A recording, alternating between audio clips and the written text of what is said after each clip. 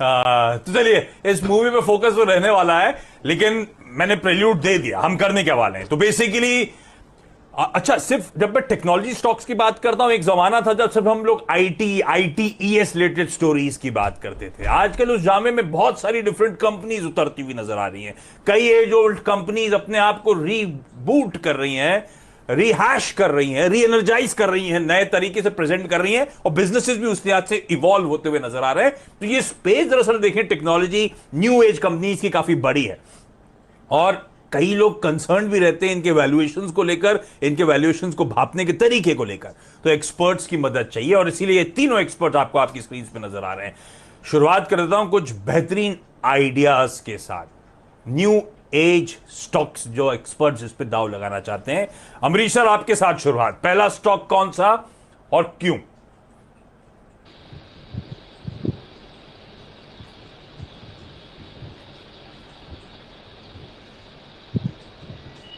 Amrish sir, ये पहला stock आपकी आशीष, तरफ से कौन सा न्यू एज स्टॉक है जो रडार पर? मेरा शौक है ग्रीव्स कॉटन, जो है एक leading manufacturer of small engine. ये प्रोड्यूस करती है थ्री व्हीलर्स, एग्री इक्विपमेंट, उसमें पंप सेट्स बनाती है, टिलर्स बनाती है जैसे बीएससी टिलर्स हो, और जनरेटर भी बनाती है जैसे कमेंस हो। और इसमें नया क्या है? Why am I saying it is a new age stock? अभी रिसेंटली बड़ा एक गेम चेंजर हुआ है। उनका एंट्री हुआ है इलेक्ट्रिक व्हीकल्स में, और ये बनाती है इलेक्ट्रिक स्कूटर्स और ई रिक्शाज, जो लास्ट ईयर लॉन्च हुई थी। करीब 700 करोड़ का इनका केपेक्स प्लान है फॉर दिस वर्टिकल। और as of now low speed vehicles बना रही है, पर फोकस है हाई स्पीड व्हीकल्स पे, जो शायद आएगा 1-2 साल के बाद। और if you look at government focus, frame 2 में ये सब्सिडी इंक्रीज हुआ है from 10,000 to 15,000 per kilowatt. That has also made the vehicles cheaper, so that is also positive for Greaves Cotton. और यदि हम लोग इसका लाइक वैल्यूएशन करते हैं, तो जो पुराना जो बिजनेस है उसका वैल्यू बनता है 125 रुपीज, और जो नया बिजनेस है ईवी व्हीकल का, उसका वैल्यू बनता है करीब 75 रुपीज। तो इसमें मेरा जो टारगेट है, at least in the medium term, करीब 200 रुपए का टारगेट है। अग्रवाल सर, पहला स्टॉक कौन सा? देखिए, चूंकि मूवी की थीम थी तो मेरे विचार कुछ और देने के थे, बट अब चूंकि खेमसरा साहब ने ईवी की थीम चालू करी है तो मैं सोचता हूँ कि उसी के साथ जोड़ूं। तो टाटा पावर का रहेगा, जिसमें मध्यम अवधि में हम 150 रुपए और थोड़ी सी लंबी अवधि में 180 का टारगेट मानकर चल सकते हैं। अगर देखी जाए तो पावर सेक्टर की एक बहुत बड़ी क्षमता वाली कंपनी है, जिसमें रेन्यूएबल में वो लोग कैपेसिटी एक्सपेंशन कर रहे हैं। और ईवी की जो स्टोरी है ना, जिस कारण से हम ये मान के चले कि न्यू एज स्टॉक जो थीम है हमारा आज का शो का, उसकी बात की जाए तो उसमें भी ये पैर पसार रहे हैं। अभी पिछले 2-3 दिन पहले ही एक ऐसी खबर आई थी कि एचपीसीएल के एक साथ करार कर रहे हैं, जहाँ पे उनके पेट्रोल पंप्स पे इनके ईवी चार्जिंग स्टेशन बनेंगे। तो आप ऐसा समझो कि एक तो इनके फर्स्ट मूवर एडवांटेज टाइप का हो जाएगा, दूसरे चूंकि एचपीसीएल के पेट्रोल पंप्स गांव गांव में फैले हुए हैं, जगह जगह फैले हुए हैं, तो वहां उनको रेडीमेड एक लोकेशन मिल जाता है। उसके अलावा अगर आप देखें तो कंपनी फंड रेजिंग कर रही है, जिसके कारण से डेट कम करेगी। सोलर में अच्छा खासा एक्सपेंशन कर रही है। मुद्रा में जो इनकी दिक्कतें थी वो इम्प्रूव होती हुई नजर आई, और इन्विट का वैल्यूएशन तो अपनी जगह है ही। तो सारे पायदान पे खरी उतरती है, और ईवी का प्ले बहुत Here's a secret. You can pay your credit card bills on Cred and earn Cred coins. Use them to claim cashback and rewards. जबरदस्त है। मैं समझता हूँ यहाँ पे बिल्कुल निवेश करना चाहिए। तो वैसे भी हंगामा मचा रखा है इन सब स्टॉक्स ने स्टॉक मार्केट में। ग्रीव्स कॉटन, टाटा पावर सालों बाद चला, तो ऐसा मैसिव रीरेटिंग हो रही है स्टॉक की कि कुछ कहना नहीं। खेमका सर, आपकी तरफ से पहला कौन सा? जी आशीष जी, जो मेरा पहला पिक है वो थोड़ा हटके है मार्केट से। जो अभी हम देख रहे हैं, बहुत सारे B2C सेगमेंट में प्लेटफॉर्म्स बहुत अच्छा ऑपरेट कर रहे हैं। यहीं पे एक प्लेयर है इंडिया मार्ट इंटरमेश, जो कि B2B मतलब एक बिजनेस को दूसरे बिजनेस से कनेक्ट करता है, और उनका प्लेटफॉर्म जो है वो बहुत ही न्यू एज टेक्नोलॉजी ड्रिवन है। 70% मार्केट शेयर है इंडिया में, सो आप एक तरह से बोल सकते हैं कि एकदम मोनोपोली बिजनेस है। और सो इंडिया मार्ट जो लार्जेस्ट प्लेयर है क्लासिफाइड सेगमेंट्स में ऑनलाइन, तो जो एसएमई सेगमेंट है जिनके लिए ये प्लेटफॉर्म बहुत ही जरूरी हो जाती है। अगर आप देखें तो उनके 6 मिलियन सब्सक्राइबर्स हैं जो उनके प्लेटफॉर्म पर लिस्टेड है। 68 मिलियन प्लस प्रोडक्ट्स है और 1000+ सिटीज को कनेक्ट करते हैं, तो ये इनका डीप नेटवर्क है। तो जो हमें लगता है कि ये जो प्लेटफॉर्म प्ले है B2B में, ये एक बहुत ही स्ट्रॉन्ग ग्रोथ, 25% से ज्यादा ग्रोथ की संभावना रखती है over the next 5-6 years. And उसको देखते हुए हमें लगता है कि इस कंपनी का भी अर्निंग जो है वो 20 से 25% का ग्रोथ इजीली दे सकता है। तो ये हमारा पहला पिक है B2B सेगमेंट में, platform play, new age technology, India mart Intermesh. India mart Intermesh rating listing के बाद गजब की रेटिंग, साल के लोज 2-2,500 के 9,000 रुपए तक की तेजी दिखाई थी, अभी भी 7-7,500 रुपए पे। खेमका सार कह रहे हैं अभी भी 25-30% की सालाना ग्रोथ क्लॉक करने का दमखम। B2C, ये मेरे B2B प्लेटफॉर्म और बढ़िया प्लेटफॉर्म रेडा पर रखना है इंडिया मार्ट इंटरमेश को। एक और बढ़िया new age technology driven company आपको आपकी स्क्रीन पर, मैं सब रिकैप कर दूंगा, अभी एक एक पिक और ले लूं, उसके बाद फिर आगे बातचीत होगी। अमरीश सर, अगला स्टॉक कौन सा? पहला तो वो ग्रीव्स कॉटन, बढ़िया ईवी प्ले था। अगला स्टॉक है डेल्टा कॉर्पोरेशन, जो सबसे लार्जेस्ट लिस्टेड प्लेयर है कैसीनोज में इन इंडिया। और गैम्बलिंग इंडस्ट्री देखें तो करीब 6,000 करोड़ का था in 2020, and again this is organised gambling जो 6,000 करोड़ का था, that will go up to about 25,000 crore, 4 गुना हो जाएगा बाय 24 और 25 लेटेस्ट। और Delta is cash rich company है, करीब 500 करोड़ का कैश है बुक्स पे, और this business actually throws up about 225 crore per annum. Last year उतना उसे दिया नहीं है because of Covid, but on annual basis करीब 225 करोड़ का कैश जनरेट होता है। कैसीनोज हैं इनके गोवा में जो बहुत ऑनशोर और फ्लोटिंग है, सिक्किम में भी है, नेपाल में भी है, दमन प्रॉपर्टी उनका भी अवेट कर रहा है क्लियरेंस के लिए। पर इसमें गेम चेंजर क्या है? गेम चेंजर है इन्होंने जो 2017 में adda52.com लिया था, जो ऑनलाइन पोकर ये साइट है, और दिस इज अलॉन्ग विद नज़ारा, इन्होंने को इन्वेस्ट किया था इसमें। और लास्ट ईयर कोविड के वक्त यदि देखें तो इसका जो ऑनलाइन का इनकम था वो 30% of the top line of delta, तो दैट इज क्लियरली ग्रोइंग। तो मेरा जो यहाँ पे टारगेट है इट्स अबाउट 250 रुपीज। आप ताश खेलते हो क्या? ताश खेलता था, आजकल नहीं खेल रहा हूँ, तो I will not be contributing to Delta's growth, पर आई एम श्योर कि काफी लोग हैं जो वेट कर रहे हैं वहां जाने के लिए। नहीं, ये तो सच है, किसी के जुए की लत का फायदा उठाइए, डेल्टा कॉप में पैसा लगाइए। और वो कैसीनोज अपनी जगह सिक्किम और गोवा में, ये बात सही है कि इन्होंने ऑनलाइन पोर्टल्स में जो इन्वेस्ट करा उसका फायदा भी मिलता हुआ नजर आएगा। तो अपने आप को न्यू एज टेक्नोलॉजी स्टॉक के तौर पर प्रेजेंट कर रहे हैं। डेल्टा कॉप रेडा पे रखना है, बढ़िया आगे फायदा, और ओपनिंग अप का तो बढ़िया प्ले इमीडिएट टर्म में वैसे ही बनता हुआ नजर आएगा। अग्रवाल सर, अगला स्टॉक कौन सा? हमने टाटा पावर की बात करी पहले। आशीष जी, मैं आपसे इजाजत लेकर के मेरी दो चीजें जो शुरुआत में छूट गई उसे रिपीट करना चाहूंगा, उसके बाद स्टॉक पे आता हूँ। पहली तो मैंने ये कहा कि खेमका जी ने प्रयास चालू किया था आज के शो में, but I am sorry, it was Amrish sir, so I want to rectify that कि अमरीश सर को फॉलो करता हुआ मैंने वो कहा था।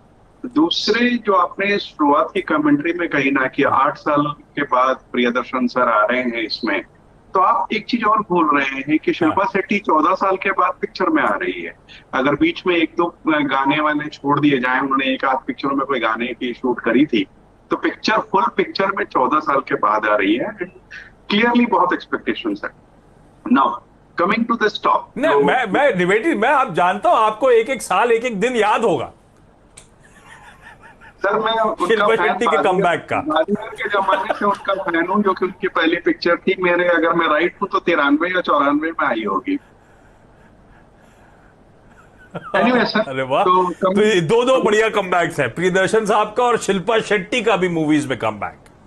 Right, and coming back to our main purpose stock, तो अगला स्टॉक में इस थीम के साथ ही, जो कि हमारी सिनेमा की हंगामे की थीम है, उसके साथ ही जाना चाहूंगा। बालाजी टेलीफिल्म्स रहेगा, जो कि हमारा अनुमान है कि मध्यम अवधि से थोड़ी सी लंबी अवधि में ये 90 रुपए के टारगेट अचीव कर सकता है। इसमें सबसे बड़ी खास बात क्या है जानते हैं? इसमें सबसे बड़ी खास बात है एकता कपूर। एकता कपूर के बारे में मेरी पर्सनल राय ये है कि you can hate her, you can love her, but you cannot ignore हर।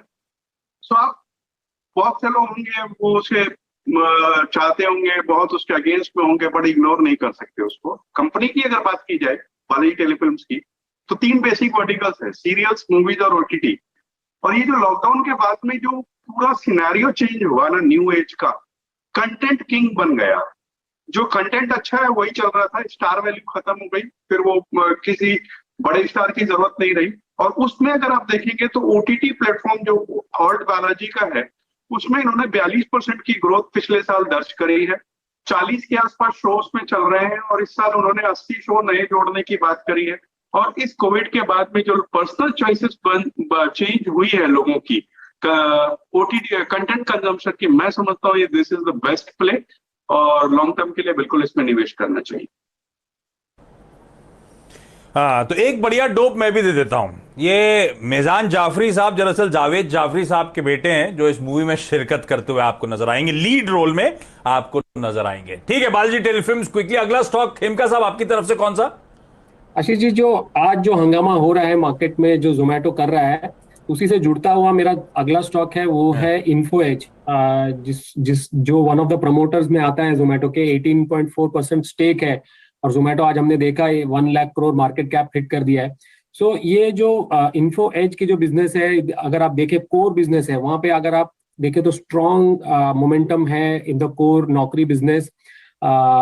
हमें लगता है कि एक पेंट अप डिमांड है जो कि एडिशनल जॉब रिक्वायरमेंट्स को लेकर इनकी स्ट्रॉन्ग रेवेन्यू FY22 में भी बनी रहेगी। रियल एस्टेट सेगमेंट में अगर देखें तो हमें लगता है कि वहां पे इन्वेंट्री सेल ऑफ का एक बहुत बड़ा प्रेशर है ऑन रियल एस्टेट डेवलपर्स, जिसकी वजह से ओवरऑल जो बिजनेस ग्रोथ है वो हमें लगता है कि 25% ग्रोथ इन FY22 एंड 23 हो सकता है।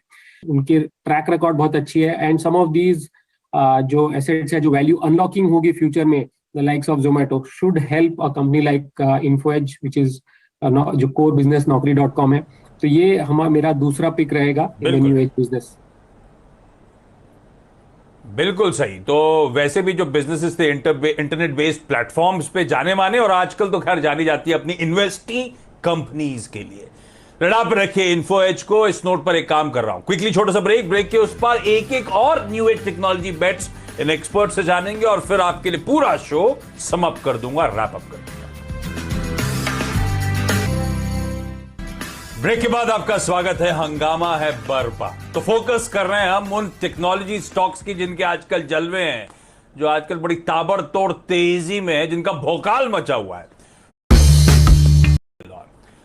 साउथ कोरिया के काकाओ बैंक का एग्जाम्पल, इसका आईपीओ आया रिकॉर्ड सब्सक्रिप्शन इंस्टीट्यूशंस की तरफ से। $2.2 ट्रिलियन की एप्लीकेशंस आई उस आईपीओ के लिए, जो ऑलरेडी कहा जा रहा था बहुत हाईली प्राइस्ड है। और काकाओ बैंक साउथ कोरिया का पहला लिस्टेड इंटरनेट ओनली बैंक होगा। और देखिए किस तरह से न्यू एज स्टॉक्स के जलवे बढ़ रहे हैं। तो ये हर जगह हो रहा है, हमें भी इस पिक्चर को कैप्चर करना है। क्विकली आगे के स्टॉक्स लेता हूं, फिर रैप अप कर दूंगा। अमरीश सर, अगला स्टॉक कौन सा? अगला स्टॉक है HPL इलेक्ट्रिक। 40 साल पुराना ब्रांड है, मार्केट लीडर है लो वोल्टेज इलेक्ट्रिक मार्केट में। डोमेस्टिक इलेक्ट्रिक मीटर में नियरली 20% मार्केट शेयर है and it is the 5th largest Indian manufacturer for LED lighting products, जो एक न्यू एज लाइटिंग प्रोडक्ट है। बड़ा अपॉर्चुनिटी आने वाला है स्मार्ट मीटरिंग में, क्योंकि करीब 25 से 30 करोड़ मीटर्स चेंज होने वाले हैं from normal meters to smart metering. और ये जो अपॉर्चुनिटी है करीब 75,000 करोड़ का अपॉर्चुनिटी है। And if you look at 20% market share, तो इनके लिए 15,000 करोड़ का मार्केट अपॉर्चुनिटी है against their top line of 1,000 crore annually. तो काफ़ी बड़ा है इनके लिए। लास्ट क्वार्टर में भी हम लोग देखा कि स्मार्ट मीटरिंग रेवेन्यू काफ़ी बड़े हैं, पर मेरा EPS एक्सपेक्टेशन फॉर FY23 करीब 8.25 का है। With this just giving it 12p, the target is about 100 rupees. अरे वाह, स्मार्ट मीटर्स पे खास फोकस। HPL इलेक्ट्रिक को रखिएगा रडार पे। अग्रवाल सर, शिल्पा नहीं, अग्रवाल सर, बालाजी टेली के बाद अगला स्टॉक कौन सा? लग रहा है शिल्पा मैंने आज 4 चांद लगाएगी। एनीवेज, अगला स्टॉक BSE का रहेगा। अभी सब इंटरनेट की आप बात कर रहे हो कि कहीं पे इंटरनेट बैंकिंग में बहुत ज्यादा सब्सक्रिप्शन आया, तो आप ये समझो कि जो स्मार्टफोन आए हैं और डेटा इतना सस्ता हो गया, 5G आने वाला है, तो सबके हाथों में स्मार्टफोन आ गया, इक्विटी की ट्रेडिंग बढ़ गई है, वॉल्यूम्स अपने आप दर्शा रहे हैं, जो इक्विटी ब्रोकिंग की फर्म्स है उनके रेवेन्यूज और बॉटम लाइन जो आ रही है पिछले 3-4 क्वार्टर से, वो अपने आप में बहुत पॉजिटिव आ रही है। तो इन सब का फायदा सीधी सीधी एक्सचेंज को भी मिलने वाला है, क्योंकि जितना टर्नओवर बढ़ता है उनके भी फायदे होते हैं। एक तो वो है। दूसरा, अगर आप देखो तो मार्केट कैप 5300 करोड़ है और 2800 करोड़ तो उनके पास सीडीएसएल की है, उनकी होल्डिंग है 2800 करोड़ की। तो कहने का दारोमदार ये है कि हर तरीके से बहुत अच्छा स्टॉक है, कॉर्पोरेट गवर्नेंस का कोई इश्यू नहीं है, डेट फ्री है, और इस इंटरनेट की दुनिया का, इस न्यू एज की दुनिया का मैं समझता हूँ कि एक बहुत बड़ा फायदा उन्हें पहुंचने वाला है। तो बिल्कुल यहाँ निवेश करना चाहिए। पहुंचने वाला है, पहुंच रहा है। बढ़िया रीरेटिंग, सबके रडार पे लौटता हुआ बीएसई, और बीएसई को खरीदना है इन लेवल्स पर भी। खेमका साहब, आखिरी स्टॉक कौन सा शो का? जी, जो आखिरी स्टॉक है जो मेरा, वो भी थोड़ा जोमेटो से रिलेटेड है। अगर जोमेटो में इतनी ग्रोथ आएगी तो आप समझिए जो उससे बैकएंड में जो कंपनीज हैं जो फूड बना के दे रही है उन्हें भी बहुत ग्रोथ मिलेगा। तो जुबिलेंट फूड वर्क्स जो है, जो डोमिनोज बेचती है इंडिया में, ये मेरा अगला स्टॉक है। अगर आप देखिए जो क्विक सर्विस रेस्टोरेंट्स है, ये बहुत ही एक इन्फ्लेक्शन पॉइंट में है इंडिया में, एंड यहाँ से जो ग्रोथ है, जो पेनिट्रेशन है, वो नेक्स्ट 5-10 ईयर्स में इमेंस ग्रोथ पोटेंशियल है। 25-30% ग्रोथ हो सकती है most of the QSR companies. And Domino's जो है, ये यहाँ पे एक इंडिया का सबसे बड़ा बिगेस्ट QSR सक्सेस स्टोरी है। फ्रॉम अ प्योर रेस्टोरेंट वो एक फूड टेक्नोलॉजी कंपनी बनने के ओर पे चल रहे हैं। That is very positive for Jubilant food works. Stock थोड़ा चल गया है और हमारा टारगेट जो है अभी 3630 का, वो नियर टर्म है। आपने पहले भी कहा कि ये नियर टर्म है, बट अगर ये स्टोरी प्ले कर जाती है तो यहाँ से आप मतलब अपसाइड बहुत ज्यादा हो सकता है अगर आप इसे कंटिन्यूसली होल्ड करें। जैसे मैंने कहा कि 5 ईयर 10 ईयर ग्रोथ स्टोरी हो सकती है। चलिए, सारे के सारे जो पिक्स हैं, जो हमारे हंगामा है बरपा, वो टेक्नोलॉजी, वो न्यू एज, वो इनोवेशन ड्रिवन कंपनीज, वो बेहतरीन पिक्स आपकी स्क्रीन पर आएंगी, जहां पे पूरी गुंजाइश है कि प्रॉफिट अनलिमिटेड होता हुआ नजर आएगा। वो स्टॉक्स में है ग्रीव्स कॉटन अपने इलेक्ट्रिक स्कूटर्स के चलते, HPL इलेक्ट्रिक अपने स्मार्ट मीटर्स के चलते, डेल्टा कॉर्प उस गेमिंग इंडस्ट्री का पुश, वो ऑनलाइन पोर्टल्स में इन्वेस्टमेंट के चलते, जुबिलेंट फूड वर्क्स अभी चर्चा करी, फूड टेक कंपनी, इन्फोएज अपने इंटरनेट बिजनेसेस, अपनी इन्वेस्टिंग कंपनीज के चलते, इंडिया मार्ट जो अपना B2B का बढ़िया पकड़, गजब का बिजनेस, उसके लिए BSE की चर्चा कर रहे थे हम लोग, इसको खरीदारी करनी है, इंटरनेट पेनिट्रेशन का ऑफर मिलना बचा है। बालाजी अपने OTT प्लेटफॉर्म्स और अपनी ऑफरिंग्स के चलते, और टाटा पावर, पुरानी कोयले से पावर बनाने वाली कंपनी, आजकल EV चार्जिंग में सबसे आगे पैदान पे खड़ी नजर आएगी। स्क्रीनशॉट ले लीजिए, ये वो टेक्नोलॉजी ड्रिवन इनोवेटर्स हैं जो रडार पे रखना है, बढ़िया कमाई होने की पूरी गुंजाइश। इस नोट पर आप तीनों का, अमरीश जी, राजेश जी और खेमका साहब, बहुत बहुत धन्यवाद वक्त निकालने के लिए, और आप सबका इस खास पेशकश को देखने के लिए। दोनों मूवीज देख